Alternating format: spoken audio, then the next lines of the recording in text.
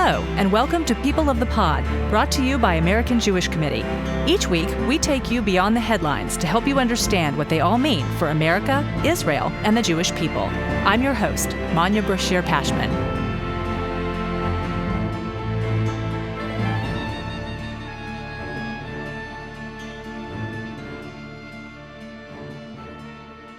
A few weeks ago, we re-aired excerpts from our award-winning series, Remembering Pittsburgh, which marked 5 years since the 2018 shooting at the Tree of Life Synagogue. One of our guests in that series has returned today. Marnie Fienberg founded Two for Seder, an initiative to honor her mother-in-law, Joyce Feinberg, who was one of the 11 victims murdered inside Tree of Life. As we approach Passover, Marnie is with us now to share why there's no time like the present to invite first-timers to the Seder table, a superb way to introduce people to the beauty of Judaism, like Joyce often did. Marnie, thank you for joining us again. Thank you so much for having me. So we spoke a little about this project when you joined us last fall. We have a little more time now to unpack why this initiative is such a meaningful way to preserve Joyce's legacy. Can you tell us about her Seders? My mother-in-law, as most mothers and mother-in-laws, she trained me on how to actually hold a Seder. So as you know, holding a Seder is almost like your second bat mitzvah. It's something that you're not just allowed to do. It's a rite of passage. And it's also a very important thing that not only are you trained to do it, but you have to incorporate things from, if you have a partner, from their family, you incorporate things from your own life to your family traditions. And all that kind of comes together in this wonderful, magical night that is, really grounded in the Haggadah. But Joyce was, of course, instrumental in teaching me. My mother lives kind of far away, and Joyce and I actually did Seders together for more than a decade. And they started at her house and gradually kind of came over to my house. But she helped me every single step of the way, to the point where when she wasn't there anymore, I almost didn't know how to do it. And every time I'm thinking about the Seder and making a Seder, it's with her in my head, as it has to be. But all the traditions that she taught me, we still utilize those, once again, combined with the ones that I learned from my own family. And she is still a vibrant part of our personal Seder. So was it Joyce in your head still when you founded Two for Seder? Oh, absolutely. Well, I am a Jewish woman, and I can't sit still. I need to do something. Tikkun Olam is kind of almost in our DNA, yes? So I really wanted to not only bring her back, which I think is a natural sort of a feeling, but I also wanted to push back on all of the anti-Semitism that had removed her from my life. And people were constantly coming up to me. I mean, the community in Pittsburgh and the community where I live in Northern Virginia, everybody was very supportive, but they were constantly asking me, what can we do? It took me a little while to realize they did mean, what can I do to help you? Of course, they did mean that. But what they really meant was, what can we do to stop this from ever happening again? I don't have the answer for that, but I thought that Two for Seder kind of came into my mind because I was really inspired by what Joyce always did, that she brought students or faculty, because she was a campus researcher, and my father-in-law actually at Carnegie Mellon, he was a professor there, and they always had people who weren't Jewish at the table. And the discussions were always not only very interesting, but you always saw a very different perspective when they participated in a ritual that you knew so well. And it really created bonds of friendship, even with people who I didn't really know that well, which was wonderful. So that's what I really wanted to encourage. 2018 was when she was murdered. So 2019 was the Seder. And I just wanted to encourage every Jew in America and in Canada, because Joyce was Canadian, that if they were holding the Seder, invite two people who had never been to a Seder before. Start that dialogue. Invite them to that intimacy of your home and make them part of your family for that one night. And that will really help them understand the the joy of Judaism, the happiness and the reason that we are Jewish. It's right there in the Seder, in every Seder I've ever been to. It's always there. And to share that with someone who is not Jewish starts the dialogue to understanding about the differences between us and the similarities, all these great things that this is the thing that combats the hate that took my mother-in-law. These are uncomfortable times. They were certainly uncomfortable back in 2018 when the Tree of Life happened, but they are uncomfortable times again for the Jewish community, well, for everyone really, who's watching what's been going on in Israel since October 7th. What does the Seder offer, and how do you avoid some of the pitfalls that can arise when you do bring people, perhaps of different perspectives, around a dinner table? Absolutely. I'm glad you asked that question because my family and Joyce, we feel very strongly about what's happening in Israel. We have a lot of family over there, a lot of friends. Like everyone else, we all know someone in Israel. And it's a part of what's going to happen in your Seder this year. I assume almost everybody's going to do something to remind them about, that the hostages are still not freed, that there are people that are starving but are being helped. This is a difficult situation. It's not a simple, straightforward thing. And the Seder absolutely is a reprieve from that for a moment. I think the idea of the Seder is about reaffirming your Judaism because it takes you on that journey from when we were a tribe to a nation. It's that little piece in the middle, but it's when you reaffirm your Judaism every year. So it's still important to do it. And it's still important to do it your way. And if you want to have a reminder of the hostages, an empty seat at the table, something on the Seder plate, there's so many different ways that you could do something. I think that all of those things would be absolutely important right now. Something that reminds you that we're doing this not just for our family, but we're going to be doing this for those families that are missing those members right now. So I think that the Seder in general will be healing to some extent for everybody who participates. So inviting someone who has never been to a Seder before, I think it's important. Not only do you explain the Seder, which you really do need to do, you have to explain it before you start, and then they can participate and feel comfortable, but also explain to them that if you are going to be doing something to remember the hostages and all the people that were lost, let them know ahead of time that that's what you're going to be doing. You don't want to surprise your guests. Your other guests will know exactly what you're doing, but the guests who are not Jewish, don't assume that they know. Make sure there's great communication and everything should go very smoothly. So I appreciate you kind of mentioning some of the rituals that we can do to honor the hostages and to remind the guests that the hostages are not free. But what about guests who come to the table who have been watching what's going on and disagree?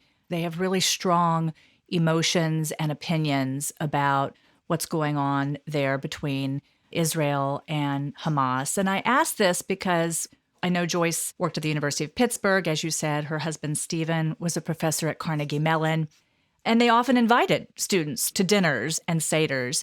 You might have seen the dean of Berkeley Law School has an annual custom of inviting students to his home for a dinner with students. And recently a group accepted that invitation, showed up, but then got up from the table and pulled out their megaphones right there in his backyard. So it's hard to believe that that level of rudeness is possible, but it does appear to be a real risk. So can you offer some tools or tips on how to avoid that kind of a response or how to respond if you get that kind of behavior? Absolutely.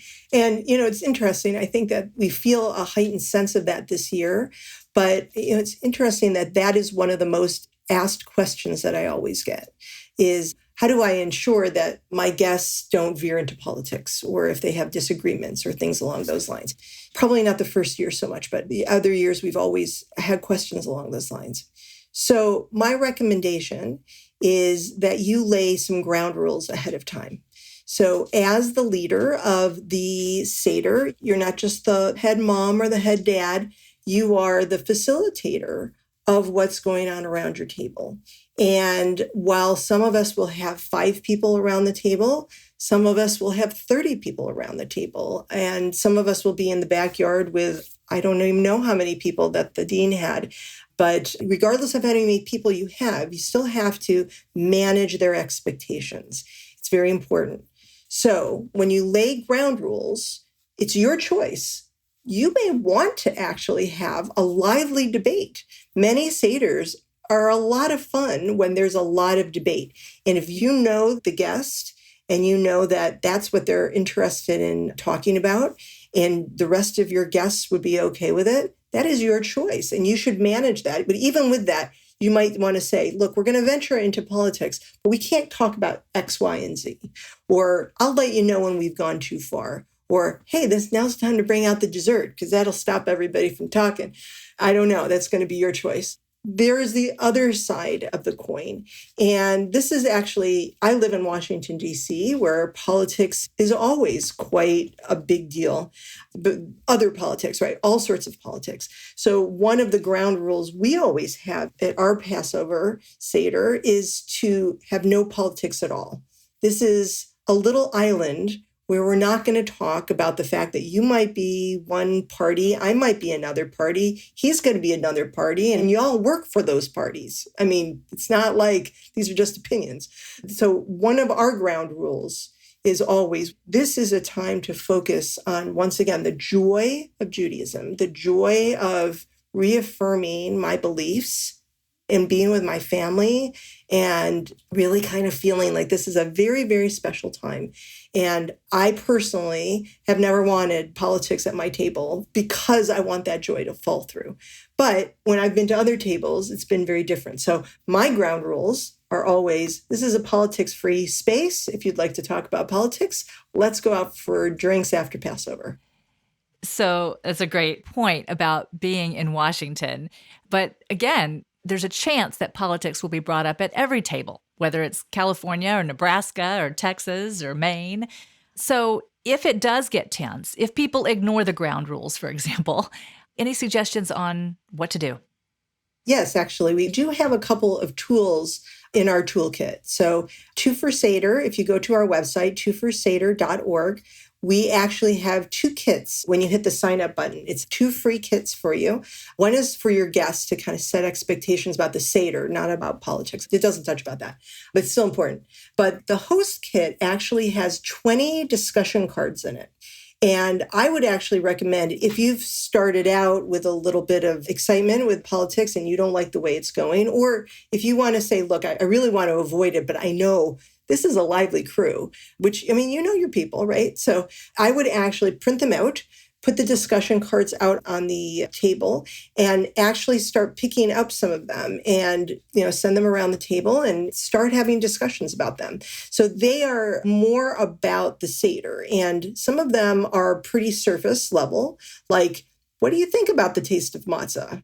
And having a discussion about how all these things are cooked with matzah and how crazy that is and how difficult it is and what a genius your chef must be, so you get to compliment the host or hostess. But on the other side of it, there's some deep waters that it goes into to really talk about the philosophy behind the Seder and some deeper things. So you can really choose what you want. There's 20 different discussion cards.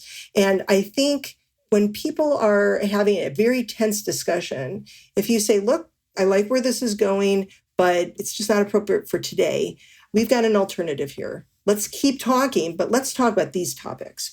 It won't always work, but it tends to work. I mean, most people really, they have strong opinions about many things.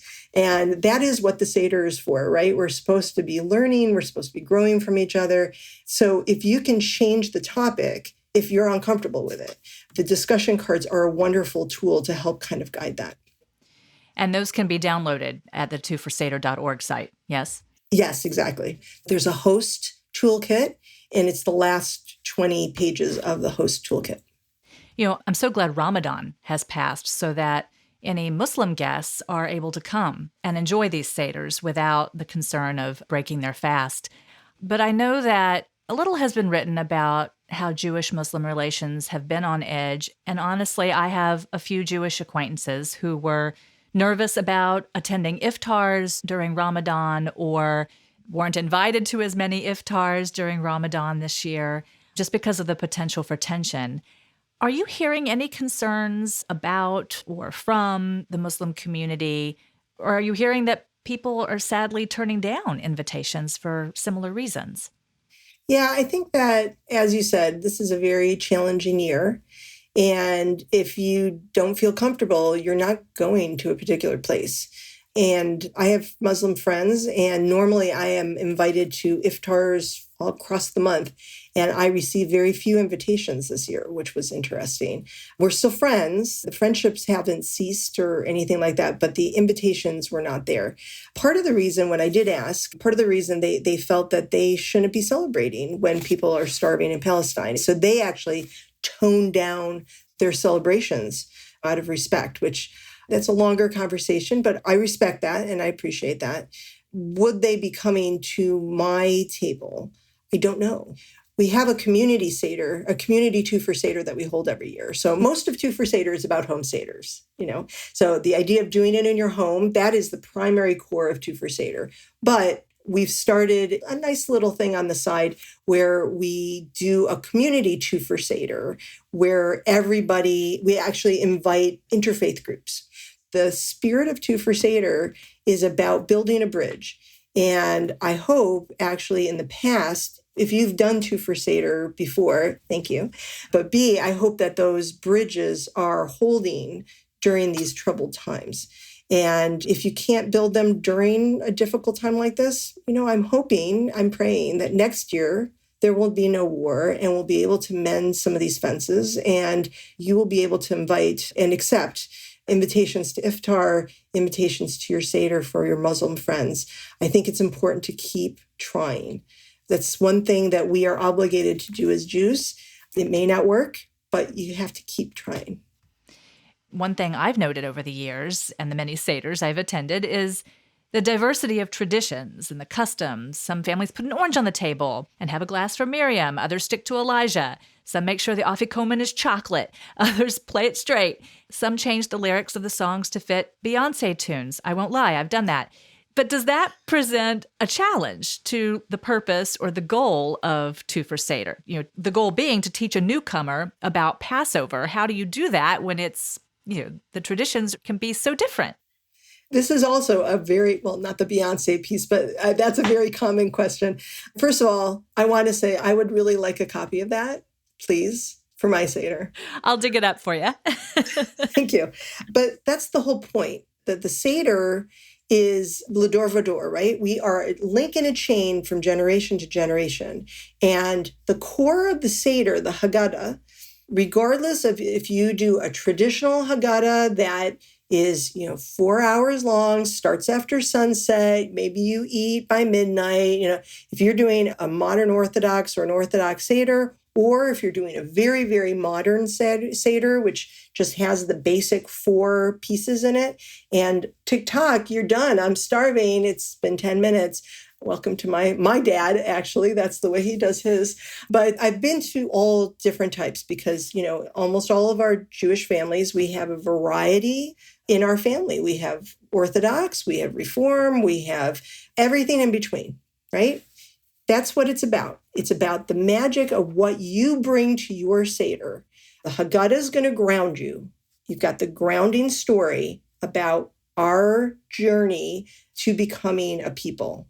That's the core. But what you do around it, that's you. You are bringing you and your family and all the things that bring you joy into your Judaism, into your Seder. And these things are critical. If you just read the Haggadah and then you walked away, it wouldn't be joyous. It would be, yes, I was here, hi, but the joy behind it is removed. So the idea that, you almost always have children at your Seder, and there's a role for the children. Why is that? There's a role for the adults to teach the children. There's the food. There's thinking about the future when you sing Eliyahu with the door open so that your neighbors can hear you and wonder what is going on. I mean, all of these things, there's personal ways to put a stamp on those, but we're going to do those. And even if you do it to Beyonce, once again, very excited to hear that, it's really bringing that modern tinge to it. When we're going to hand the hat over to our children, when they do it, they're going to do something different. And they'll be wondering, who's Beyonce? That's okay. That's okay. But they're still going to do the 4 questions. They're still going to do the Magid. They're still going to do the Eliyahu. All these pieces will still flow. I have proof of this. When I was working to create the community too for Seder, I wanted to create our own Haggadah. And I used, of course, Haggadot.com to start off with, but I really wanted certain things that weren't in there. And I got stuck, and I'm sitting here staring at the screen, and my teenage daughter walks in. And she actually wanted to help me right there. I know you don't believe me, but she sat down and she said, how can I help? And I was walking through some of the more traditional lines. I don't know why. They always tuck in my heart, where they say, and God with an outstretched arm and outstretched hand, and that old language, right? Should I keep it in the Haggadah or should I not? And she looked at me like I was nuts. And she said, of course you have to. You must. It won't be the Haggadah without it. And that really made me feel like this is going to pass down, at least in my family. These words are so intrinsic to who we are. Somehow it gets passed down. It's amazing. My last question is, who will be coming to your Seder table this year? So I'm holding 2 Seders, although I'm going to 3. The first one is the community Seder that is being held in Temple Emmanuel in South Hills, right outside of Pittsburgh. And I'm going to be sort of emceeing it. And we're going to be using the Haggadah that we talked about. And that will be, I think there are 3 different churches that are joining and all sorts of different folks. And one of the tables is actually just teenagers. So I'm really excited because, sometimes Two for Seder is of interest to adults and not so much the younger set. Although at our last community Seder, we had a lot of college kids. We had a huge table of college kids, which was great. So I think that that's going to be a wonderful Seder. The next Seder is going to be the second night, will be at my house. My friend is holding it the first night at her house. Second night will be at my house. We're having 25 people is the current count. Although, it's Wednesday, so somebody's going to have too late of a night or whatever, so they won't be able to come. But we're really excited because this is more, even though there will be some family coming, this is more of like a friend's Seder is the second night for us. So it's going to be a wonderful night. Who's going to be my Two for Seder? This is once again through my daughter. She has a friend who is actually Korean, and her family is going to be joining us. I'm so excited. Her family, they're wonderful folks. And the one thing I'm nervous about is that they are amazing cooks, and I'm not sure if my cooking's going to stand up to their skills. So hopefully it'll all work out, but it's going to be a lovely night, as it always is. That sounds truly lovely. 25 people. Marnie, you are a brave woman, a brave hostess. I wish there was one more that was coming, but she will be there in spirit. Yes, absolutely. And thank you, because I know it's a lot of hard work to put together a Seder, but again, so important. It is such an anchor, I think, for families and preserving our traditions. So thank you for all that hard work that's going into that Seder.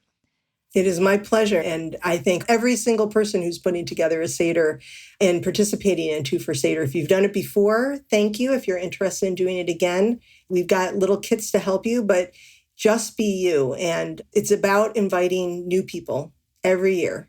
And that's how we're going to help really make an awareness about what it really is to be Jewish, not what you hear, the negative rumors. Replace those with positive Jewish joy. Well, thank you so much, Marnie. The website to download discussion cards and toolkits, all the instructions that you need to host a Seder with a guest is at 2 for Seder.org. Marnie, thanks again for joining us. Thank you so much for having me. This was a great discussion. Thank you for listening. This episode is brought to you by AJC. Our producer is Atara Lakritz. Our sound engineer is TK Broderick. You can subscribe to People of the Pod on Apple Podcasts, Spotify, or Google Podcasts, or learn more at ajc.org/peopleofthepod. The views and opinions of our guests don't necessarily reflect the positions of AJC. We'd love to hear your views and opinions or your questions. You can reach us at peopleofthepod@ajc.org. If you've enjoyed this episode, please be sure to tell your friends, tag us on social media with #PeopleOfThePod, And hop on to Apple Podcasts to rate us and write a review to help more listeners find us. Tune in next week for another episode of People of the Pod.